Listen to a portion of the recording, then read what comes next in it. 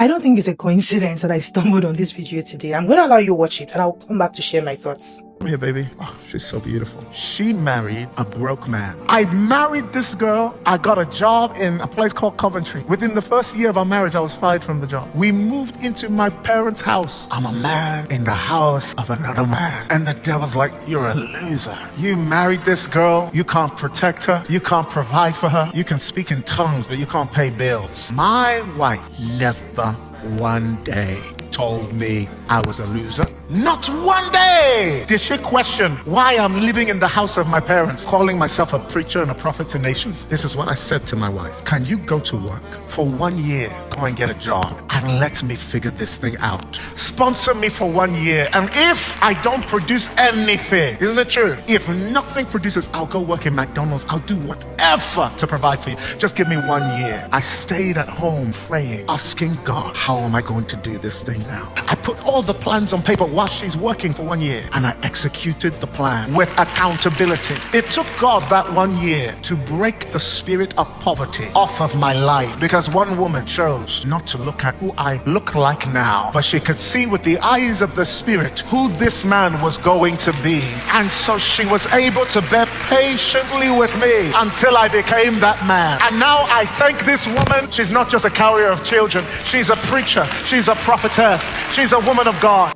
You guys, there's a lot to take away from this video, but I'm going to focus on why I'm here first. Some people say things like, oh, my marriage has been great. I've never had any major issues with my spouse. You know, we've had disagreement here and there, but it's all been good. You see, I've not had any reason to pack my bag and want to leave. I can't even imagine that.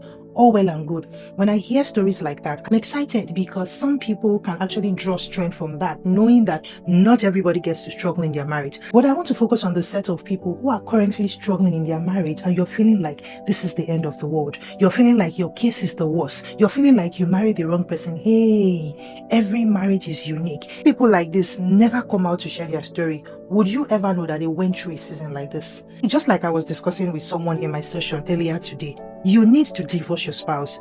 You need to divorce the version of your spouse that you have created in your head and focus on the version that is before you. Yes, divorce the version of your spouse that you have created in your head. That perfect, all loving, all caring, all understanding spouse.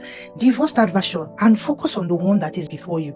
Because you're creating expectations based on the kind of man or woman that you have in your head, and it is causing you not to see clearly the version that is before you. And so you don't get to see the good in anything your spouse is doing because you're focusing so much on their weakness. You're focusing so much on the areas that they're not doing so well that you fail to see the good sides that they carry.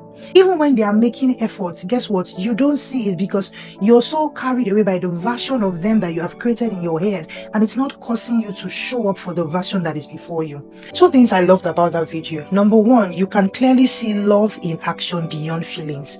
Number two, you can clearly see a man who's not just asking for support, but is taking responsibility by putting a timeline for her so that she's not overwhelmed with the support that she's offering. Interpret it how you want it, but I love the fact that stories like this are shared so that other people can realize that every marriage has their own unique story, and you can overcome the challenges that are currently keeping you stuck in your marriage. I love seeing people share stories like this because it gives hope to somebody out there who's struggling and feeling like, oh, my marriage is the worst. No, it's not. There are always many sides to a story. The question is, what side are you looking at the situation from in the moment?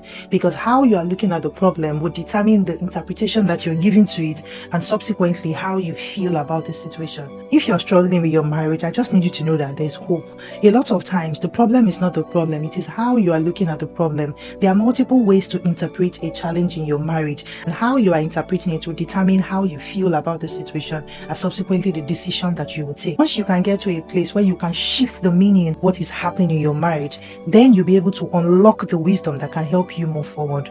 Do you get what I'm trying to say?